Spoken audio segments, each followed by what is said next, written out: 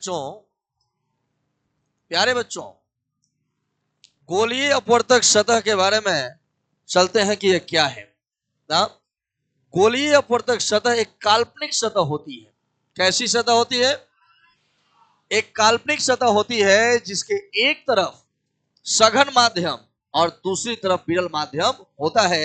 यह गोलीय अपवर्तक सतह अंतरा पृष्ठ की तरह कार्य करती है। मतलब ये जो गोलीय अपवर्तक सतह है ना, कुछ इस प्रकार से होगा, या तो ऐसे होगा और ना तो ऐसे होगा। कैसे होगा भाई? या तो ऐसे या ना तो ऐसे ना।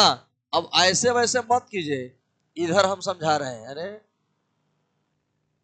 इंसान की तरह भी धोखा दे रहे हैं। देखो, यह जो हो गया वो अवतल गोलीय अपवर्तक सतह हो गया। क्या हो गया? ये दो प्रकार का होता है और ये क्या हो गया? उत्तल। पहले तो यह समझना चाहिए कि गोलीय अपवर्तक सतह क्या है।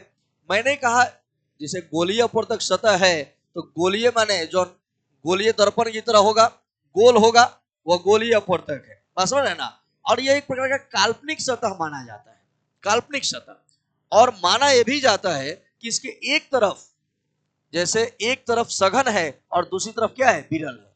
एज फॉर एग्जाम्पल में, जैसे मान लीजिए कि भारत पाकिस्तान के बीच में क्या है? बॉर्डर कहते हैं। बॉर्डर एक फिल्म भी आया था, बड़ा बढ़िया फिल्म मुझे लगा था। तुम्हें लगा कि नहीं मैं नहीं जानता हूं। तो मतलब भारत पाकिस्तान के बीच में बॉर्डर है ना, उसी तरह दो गो माध्यम है, एगो सघन है, एगो क्या है? विरल है। तो बीच में जो बॉर्डर होता है ना, उसी को कहते हैं अंतरा पृष्ठ। क्या कहते हैं? अंतरा पृष्ठ। अंतरा पृष्ठ का मतलब कि दो माध्यमों को क्या करेगा? अलग करेगा। सघन और विरल को अलग करता है कौन? अंतरा पृष्ठ। तो गोलीय अपवर्तक सतह भी क्या होता है? अंतरा पृष्ठ की तरफ होता है, एक तरफ सघन माध्यम और एक तरफ विरल माध्यम होता है। अगर हम बात कर रहे हैं अवतल का, तो अवतल और उत्तल के बारे में जानते हैं। उत्तल का मतलब होता है जिसका तल उभरा हुआ होता है, सामने उभरा हुआ है, ऐसा लग रहा है। लेकिन परिभाषा ऐसे तो ना देंगे जिसके धंसे हुए भाग की ओर सघन माध्यम हो। जिस गोलीय अपवर्तक सतह के धंसे हुए भाग की ओर क्या होना चाहिए? सघन माध्यम होना चाहिए। और उभरे हुए भाग की ओर क्या चाहिए? विरल माध्यम होना चाहिए। तो इस प्रकार के अपवर्तक सतह का नाम है उत्तल अपवर्तक सतह। क्या नाम है? उत्तल अपवर्तक सतह। उत्तल अपवर्तक सतह में क्या कहिएगा कि धंसे हुए भाग की ओर क्या होना चाहिए? सघन, और उभरे हुए भाग की ओर विरल, तो उसका नाम हो जाएगा उत्तल अपवर्तक सतह। अब हम बात करते हैं अवतल अपवर्तक सतह में क्या है। तो ठीक इसके अपोजिट होगा ना। इसमें हम देख रहे हैं कि जो धंसा हुआ भाग उधर सघन है, तो इसका धंसा हुआ भाग में क्या होना चाहिए?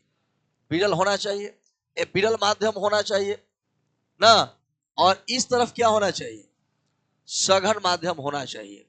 आप देख पा रहे हैं कि जिस गोलीय अपवर्तक सतह के धंसे हुए भाग की ओर विरल माध्यम और उभरे हुए भाग की ओर सघन माध्यम हो, तो इस प्रकार के अपवर्तक सतह को हम अवतल अपवर्तक सतह कहते हैं। क्लियर है? यही दो प्रकार के गोलीय अपवर्तक सतह होते हैं। यह एक प्रकार के अंतरापृष्ठ की तरह कार्य करते हैं। और इसी से हम लोग आज का बहुत महत्वपूर्ण पॉइंट होने वाला है कि गोलीय अपवर्तक सतह से अपवर्तन सूत्र साबित करें। म्यू2 बटा v माइनस म्यू1 बटा u बराबर म्यू2 माइनस म्यू1 बटा में r। 5 नंबर इस बार पूछेगा। कई नंबर? ये पूछ दिया 25 में ही सवाल पूछ दिया। तुम लिख लेना साइड में किसी कॉपी में। ये सवाल पूछेगा ही पूछेगा, और ये विचलित होने का काम नहीं है। क्योंकि यह नहीं पूछेगा तो इसके लगले लेंस में कर सूत्र पूछ देगा। लेकिन इस पर ज्यादा चांस है, 90% इसका अकेला चांस है कि अगर अपवर्तन से सवाल आएगा तो यह ज्यादा, इस पर ज्यादा चांस है। ये नहीं जो मैं अभी साबित करवाने वाला हूं म्यू2 वाला ना। ये देखिएगा ना, तो कई बार सवाल पूछा गया है परीक्षा में। आप तो देखबे नहीं करते हैं, किताब तो देखते हैं, गैरुड देखते हैं कभी प्रीवियस पेपर? टाइम ही नहीं है ना, टाइम ही नहीं है। अरे टाइम प्रत्येक विद्यार्थी से पूछने पर एक ही बात कहता है, सर टाइम ही नहीं मिलता है।